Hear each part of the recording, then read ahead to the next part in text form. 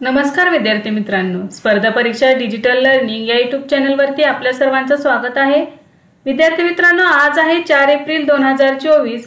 तर आपल्या daily current अफेअर्सच्या series मधील काही महत्त्वाचे चालू घडामोडींचे घटक आज आपण अभ्यासूया।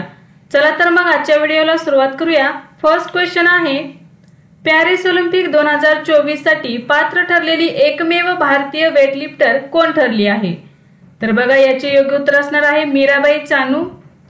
मीराबाई चानू या पॅरिस ऑलिम्पिक 2024 साठी पात्र ठरलेली एकमेव भारतीय वेटलिफ्टर ठरली आहे। 1 एप्रिल 2024 रोजी थायलंडमधील फुकेत येथे झालेल्या IWF विश्वचषक स्पर्धेत यशस्वीपणे भाग घेतल्यानंतर मीराबाई चानूने हे यश संपादन केले आहे।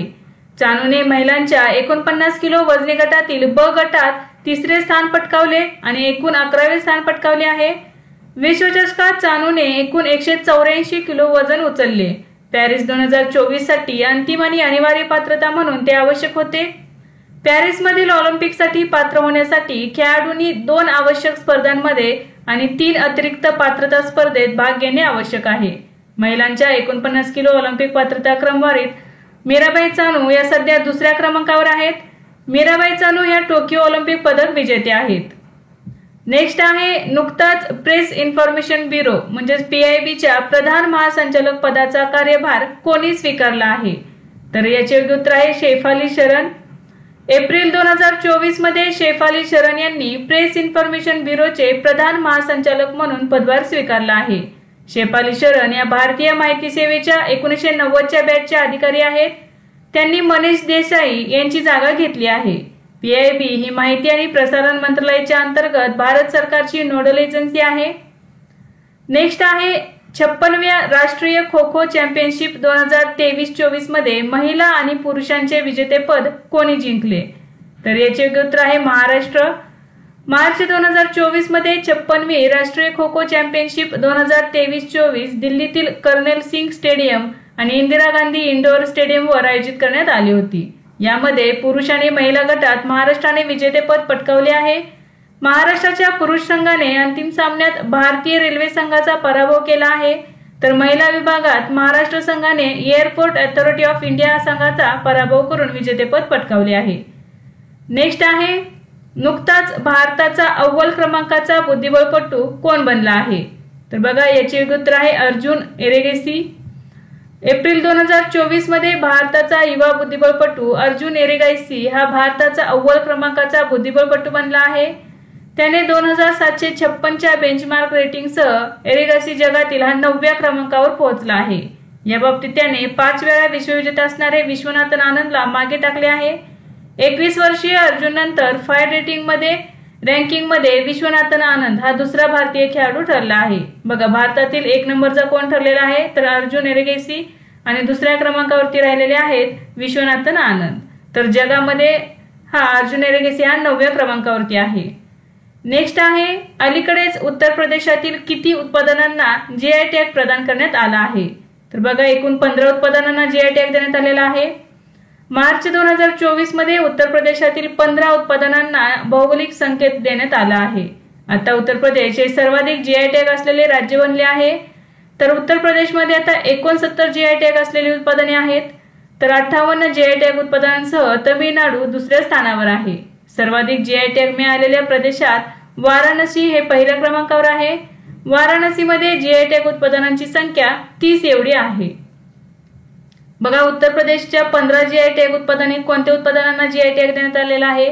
तर बनारसची थंडाई, बनारस तबला, बनारसची शहनाई, बनारस लाल पेडा, चिराई गाव करोंडा, बनारस म्युरल्स, जौनपूर इमरती, मथुरा सांजी शिल्प, पिलीभीत बासरी, बुंदेलखंड काथ्या गहू, संबळ हाडांचे शिल्प, रामपूर पॅचवर्क, मंजू क्राफ्ट, बनारस लाल भरलेल्या मिरच्या आणि चित्रकूट लाकडी हस्तकला आणि खेळणी। तर या 15 उत्पादनांना GI टॅग देण्यात आलेला आहे उत्तर प्रदेशच्या।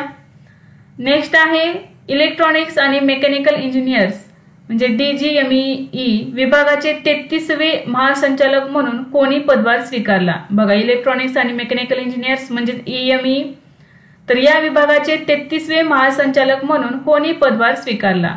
तर JS सिडाना यांनी पदभार स्वीकारलेला आहे। लेफ्टनंट जनरल जे एस सिडाना यांनी 1 एप्रिल 2024 रोजी इलेक्ट्रॉनिक्स आणि मेकॅनिकल इंजिनियर्स विभागाचे 33वे महासंचालक आणि ईएमई कॉर्प्सचे वरिष्ठ कर्नल कमांडंट म्हणून पदभार स्वीकारला आहे। लेफ्टनंट जनरल जे एस सिडाना हे खडकवासला येथील राष्ट्रीय संरक्षण प्रबोधिनीचे माजी विद्यार्थी आहेत, तर त्यांनी 1985 मध्ये ते सैन्यात दाखल झाले होते। नेक्स्ट आहे, नुकतेच अब्देल फताह अल सिसी यांनी कोणत्या देशाचे राष्ट्राध्यक्ष म्हणून शपथ घेतली? तर इजिप्त या देशाचे राष्ट्राध्यक्ष म्हणून शपथ घेतली आहे। बघा, एप्रिल 2024 मध्ये अब्देल फताह अल सिसी यांनी तिसऱ्यांदा इजिप्तचे राष्ट्राध्यक्ष म्हणून शपथ घेतली। राष्ट्रपती सिसी यांनी डिसेंबर 2023 मध्ये झालेल्या अध्यक्षीय निवडणुकीत 88.6% मतांनी विजय मिळवला होता। यासह अल सिसी हे 2030 पर्यंत अरब क्षेत्रातील तिसऱ्या सर्वाधिक लोकसंख्येच्या देशाचे अध्यक्ष राहतील। तर बघा, 2030 पर्यंत त्यांचा कार्यकाळ असणार आहे इजिप्तचे राष्ट्राध्यक्ष म्हणून। नेक्स्ट आहे, नुकताच असोचेमचे अध्यक्ष म्हणून कोणी पदभार स्वीकारला आहे? तर संजय नायर यांनी स्वीकारलेला आहे। एप्रिल 2024 मध्ये सोरियन इन्व्हेस्टमेंट फंडचे अध्यक्ष संजय नायर यांनी 2024-25 साठी असोचेमचे अध्यक्ष म्हणून पदभार स्वीकारला आहे। त्यांनी स्पाइस जेटचे अध्यक्ष आणि व्यवस्थापकीय संचालक अजय सिंग यांची जागा घेतली आहे। संजय नायर यांना जागतिक वित्तीय आणि भांडवली बाजारातील 4 दशकांचा अनुभव आहे। 1920 मध्ये स्थापित associated chambers of commerce and industry of India म्हणजेच असोचेम ही एक गैरसरकारी व्यापार संघटना आणि वकिली गट आहे। याचे मुख्यालय नवी दिल्ली येथे आहे।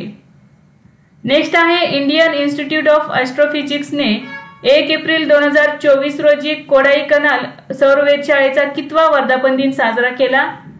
तर 125वा।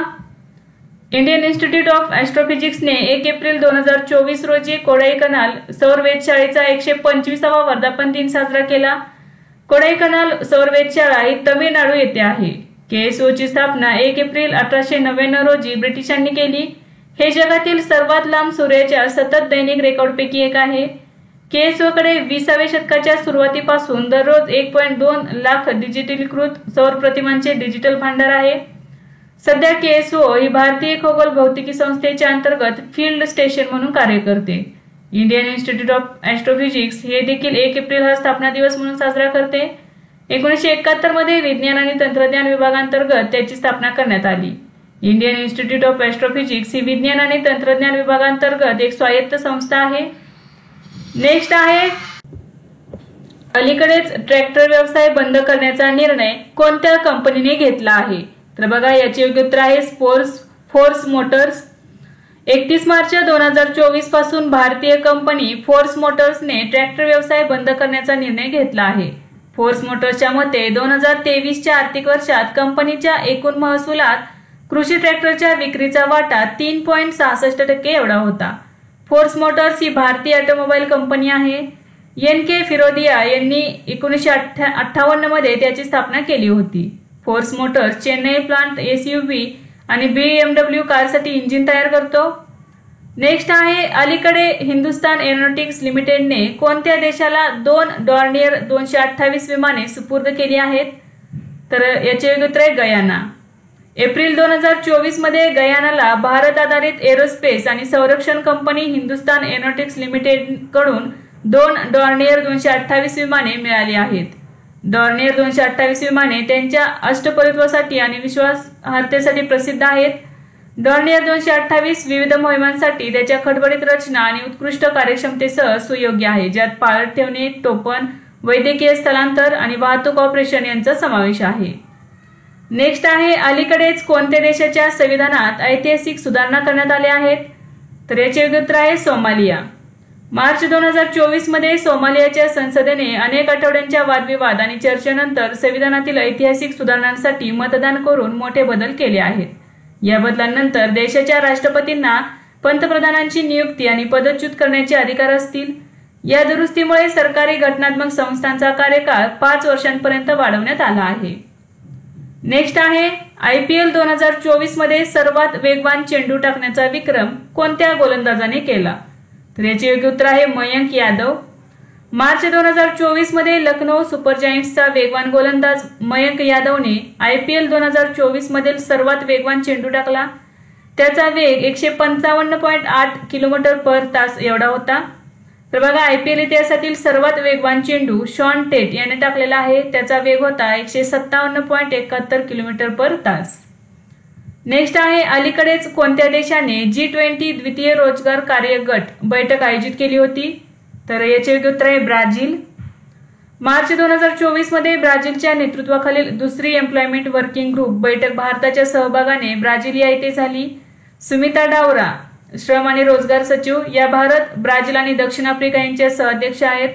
दर्जेदार रोजगार, डिजिटल परिवर्तनांमध्ये निष्पक्ष संक्रमण, जीवनाचा दर्जा वाढवण्यात तंत्रज्ञानाची भूमिका आणि कामाच्या ठिकाणी लैंगिक समानता या बैठकीच्या लक्ष्यांचा समावेश होता।